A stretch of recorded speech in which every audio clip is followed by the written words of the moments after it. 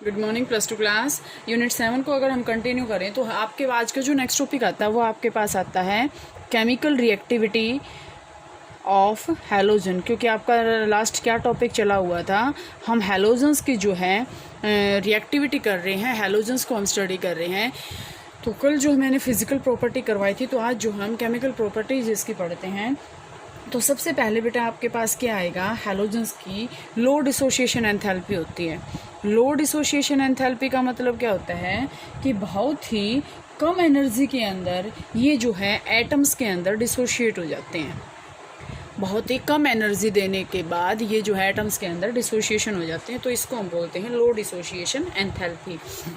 मतलब इसको तोड़ने के लिए हमें बहुत कम एनर्जी जो है देनी पड़ती है। ठीक है, इसके बाद सेकंड पॉइंट अगर हम इसकी बात करते हैं तो यहाँ से हाई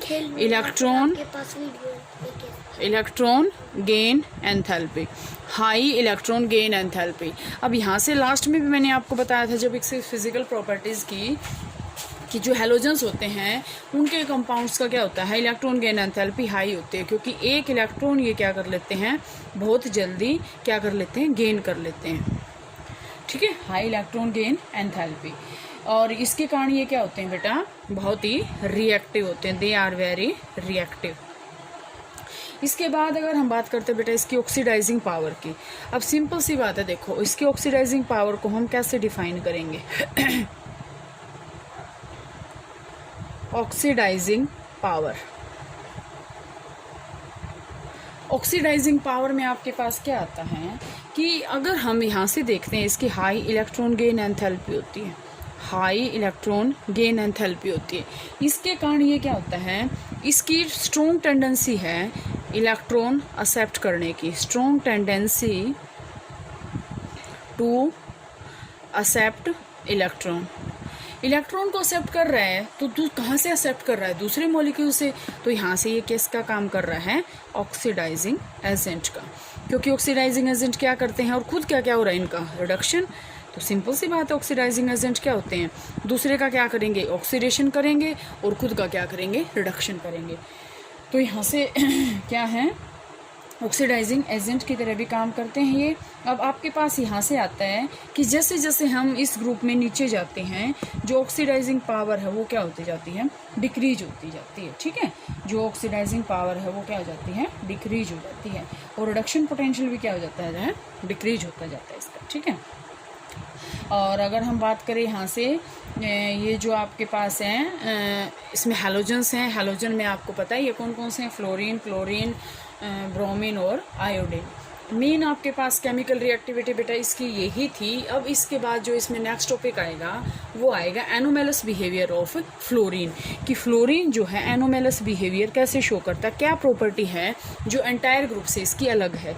जैसे आपको पता है ना, हमने 2 ग्रुप कर लिए, हर एक में एक न एक कोई ना कोई एटम ऐसा मिलता है। एनोमेलस प्रॉपर्टी या बिहेवियर ऑफ फ्लोरीन, फ्लोरीन की जो है हम एनोमेलस बिहेवियर पढ़ेंगे। सबसे पहले जो जो आपको याद है सारे बता दो। स्मॉल साइज, हाई इलेक्ट्रोनेगेटिविटी, लो डिसोसिएशन एंथैल्पी और एब्सेंस ऑफ डी ऑर्बिटल, यही मेन पॉइंट इसके अंदर आते हैं। सारा का सारा क्या आएगा, स्मॉल साइज, जैसे जैसे हम नीचे जाते हैं साइज़ क्या होता जाता है, बढ़ता, तो इसका सबसे छोटा साइज़ है। दूसरा क्या है, हाई इलेक्ट्रोनेगेटिव है, सब पूरी की पूरी पीरियोडिक टेबल के अंदर क्या है, हाई इलेक्ट्रोनेगेटिव है। तीसरा पॉइंट हम क्या कहेंगे, डी ऑर्बिटल जो है इसके अंदर अब्सेंट होता है, डी ऑर्बिटल अब्सेंट होता है। और फोर्थ पॉइंट हम क्या कहेंगे, लो डिसोसिएशन एंथैल्पी, मतलब in comparison to another compounds these have low dissociation enthalpy.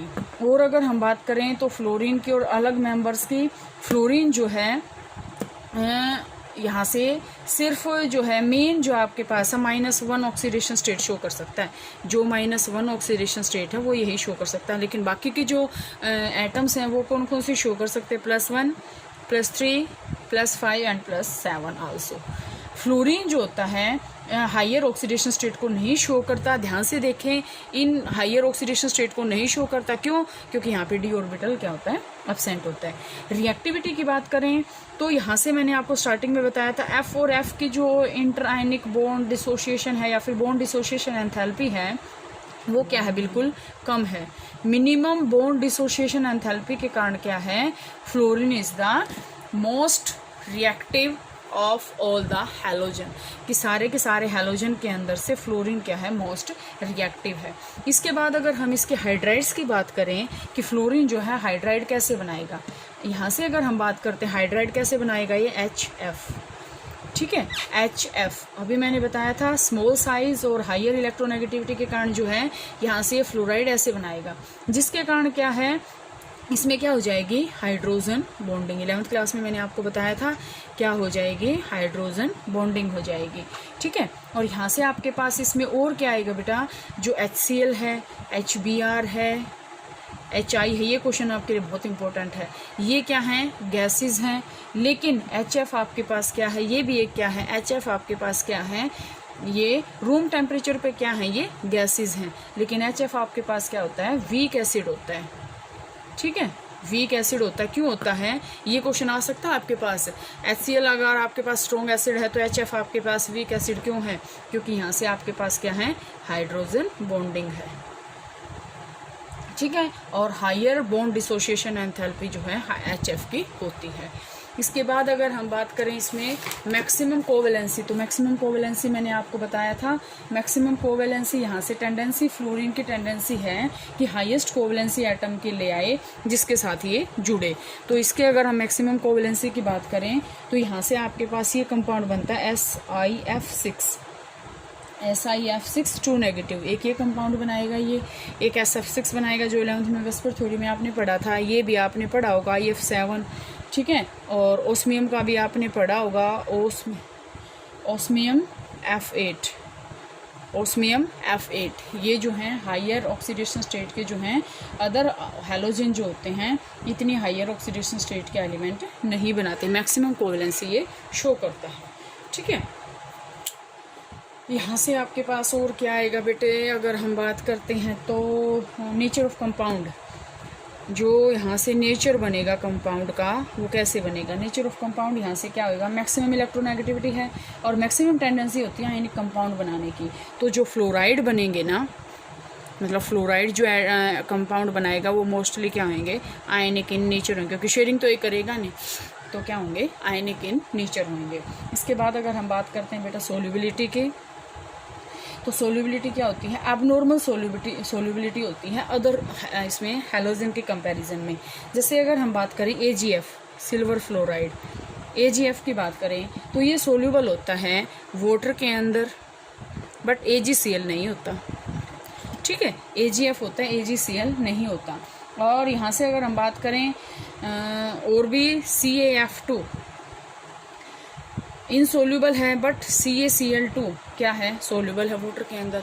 तो ये इसका एक्सेप्शनल बिहेवियर है कि ये जो है आपके पास क्या बनाएगा, मीन्स फ्लोराइड बनाएगा, और सोल्यूबिलिटी इसकी हम इसके बेस पे करेंगे। इसके बाद अगर हम इसमें नेक्स्ट पॉइंट करते हैं, इसमें आपके पास फॉर्मेशन ऑफ पॉलीहेलाइड स्टार्टिंग में ही बताया था। स्टार्टिंग में मैंने आपको क्या बताया था कि ऑक्सीडेशन स्टेट ये सिर्फ -1 शो करता है, तो पॉलीहेलाइड्स बनाने की इसकी जो है टेंडेंसी नहीं होती।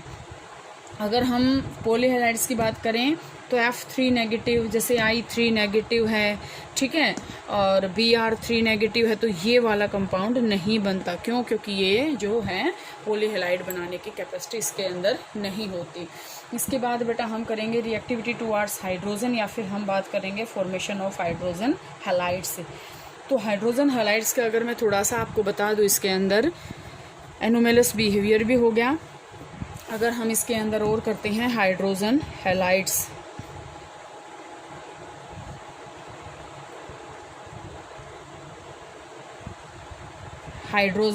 या फिर हम क्या कहेंगे, फॉर्मेशन ऑफ या रिएक्टिविटी टुवार्ड्स हाइड्रोजन, तो वो क्या बनाएंगे, हाइड्रोजन हैलाइड।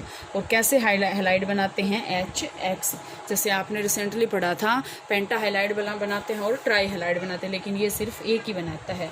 जैसे अगर हम हाइड्रोजन हैलाइड की बात करें, HF की बात करते हैं हम सिर्फ पहले आज, HF की अगर बात करें तो ये कैसे बनेगा, अगर हम यहाँ से एनहाइड्रस हाइड्रोजन फ्लोराइड को ले लें, मीन्स हमें कैसे मिलेगा, पोटाशियम हाइड्रोजन फ्लोराइड ले लेते हैं हम, पोटाशियम हाइड्रोजन फ्लोराइड ये हमने ले लिया, तो यहाँ से ये क्या बन जाएगा, KF + HF, बन गया हाइड्रोजन फ्लोराइड।